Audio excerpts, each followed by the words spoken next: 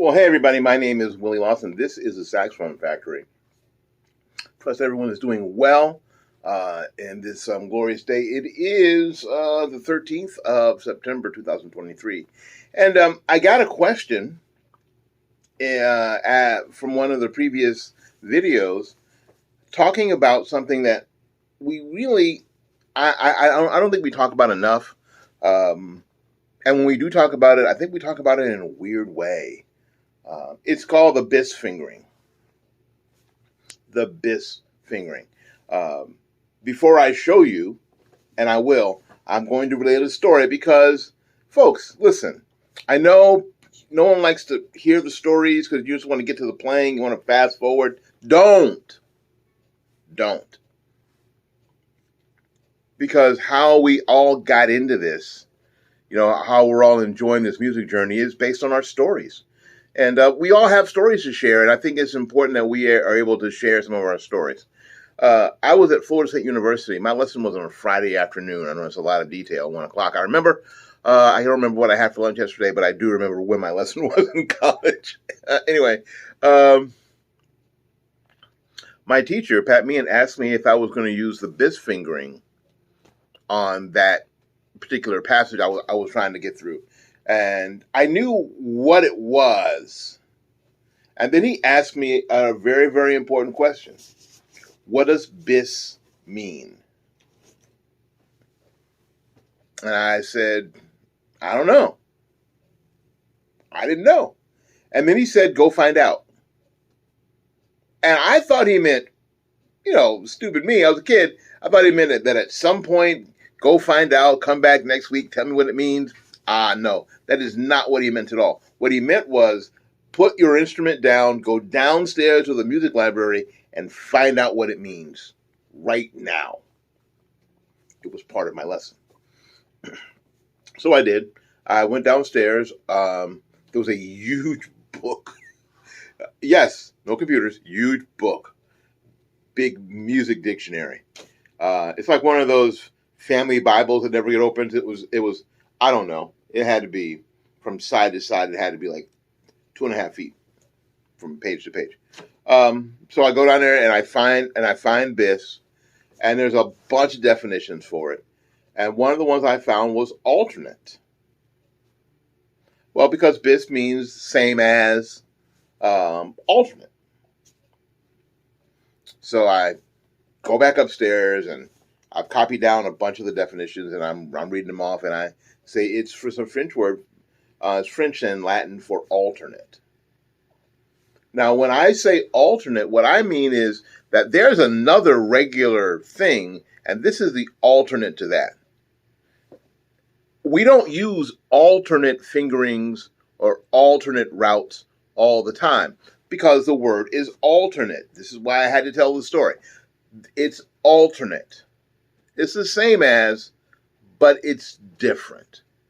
The alternate route might get you to the same place, but it depends on what's actually going on, right? And that's the bis key. Now I'm going to grab my horn and give you an idea. If you don't know what the bis key is and what it does, I'm going to show you right now. All right. So the magic of editing. Here's my instrument. Now, as we can see, we have our forked key here for forked E and F. And then we have our first pearl, which is our B key, right? And then we skipped one, that little one there, and that's our A, first two, and then G down here. This is our bis fingering. Now, how this is to be played is both keys are pressed down by one finger, by your index finger, like this. That's how it works. Now, what's it do? It produces the tone B flat or A sharp. It produces the tone B flat or A sharp. Well, and if you look And if you look at your instrument on why it does that, you'll be able to figure that out. Now, it is my education and it's my thought on the Bis fingering that it is used in arpeggiatic passages. That means if you're playing an arpeggio that might start on B flat, and then you're going to play D, and I'm not far enough back for you to see that, and I apologize. If you're going to play a B flat and then a D, that might be easier than playing the regular fingering, which is the A and the side key. Go ahead and try that. Maybe it's easier, but it's an alternate. You can figure it out. Or a scalular passage that has a B flat in it and does not have a B natural in it. Let me do the scalular passage first. I'm going to play an F major scale. F major goes from F to F and has a B flat in it. Push that down so you can see my fingers, or at least see there.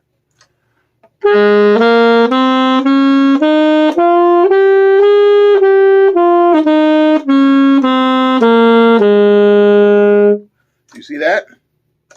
Going from B flat to C.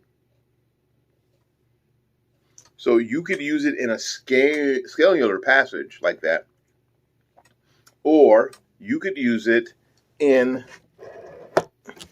maybe an arpeggiatic passage where you're going from maybe G to B flat to D.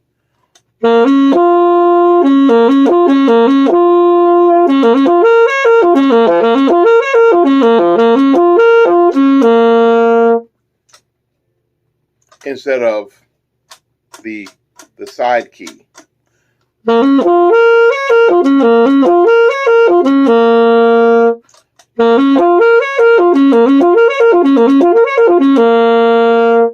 am just holding both of these down.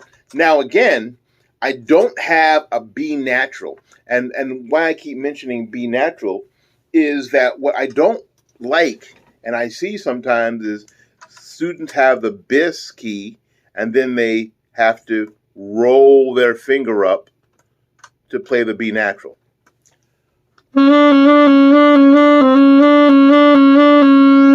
Now, some of you do it. And move back up here. Now, some of you get really good at it. And that's why some teachers have sort of backed away from not accepting that. I don't like that in my students because it takes one more thing for you to be good at that you don't have to be good at. You don't have to be good at it because there are other ways to do it that are more correct and easier to do. I don't like that rolling thing. That rolling thing. I think it might move the hand away from the instrument. I don't like that because it causes a little bit of stress right here on your hand. Little muscle thing on your hand. It's all sorts of reasons I don't like it. And it doesn't make any sense to do. You don't have to do it.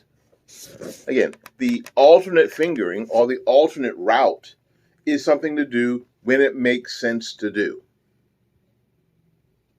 For instance, let's talk a minute about the side C fingering. What? Side C. Now, we know we can go, I keep pushing this up and down. We know we can go from B to C to B to C, right? So if we had to go back and forth quickly, we're going.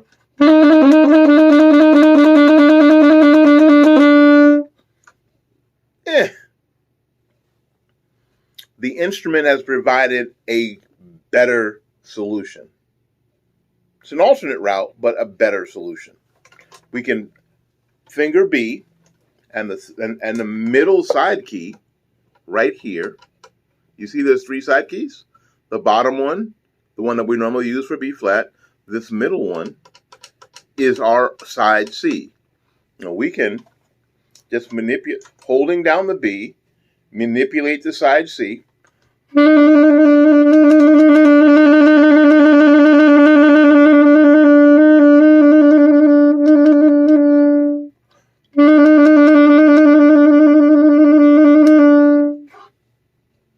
Makes a lot of sense. And in that particular instance, yes. It's better than this. It's the same thing with the F sharp alternate fingering. And I keep saying alternate. I could use the word bis if I wanted to, but we don't because it gets people confused.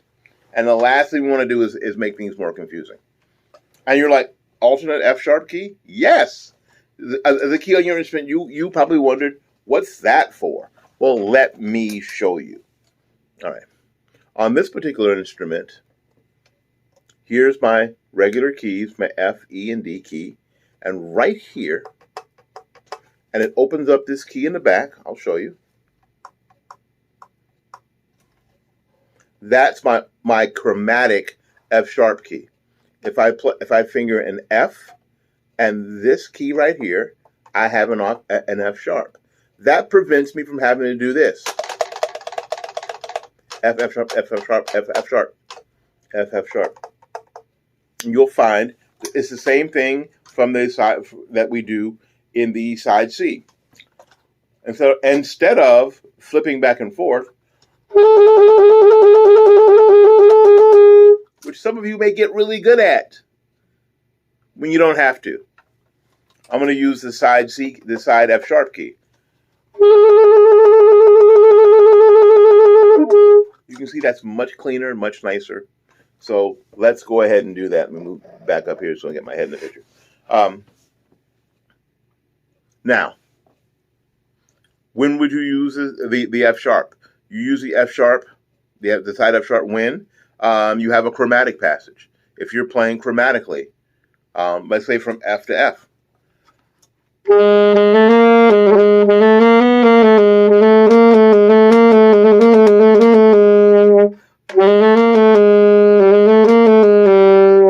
could use it then. Now, a lot of us have gotten used to that quick switch, but you don't have to. All right. That's the video on alternate fingerings. If you have more questions, then please write them in the comments. I am going to do a short so I can change the aspect of the camera so you can see these later. So make sure you subscribe to the channel, share the channel, comment on the channel, and wait for the short to come out. And hit the notification bell so you'll know when the short comes out so you can actually see it a little better. All right, well, anyway, thank you actually for tuning in today. We appreciate it. We are 86 subscribers away from 1,000. That is awesome. Incredible, really. And I can't wait till we get to that point. And maybe we'll be able to do something. I'm not sponsored by anybody. I can't do key leaves or anything, but maybe, I don't know, maybe I'll go up to the store and get something for you. If you're, that thousandth subscriber. Or maybe I'll try to do something for most everybody, or have a drawing or something, I don't know, when we get to 1,000. Anyway, my name is Willie Lawson. This is the Saxophone Factory. Until we see you again, keep playing.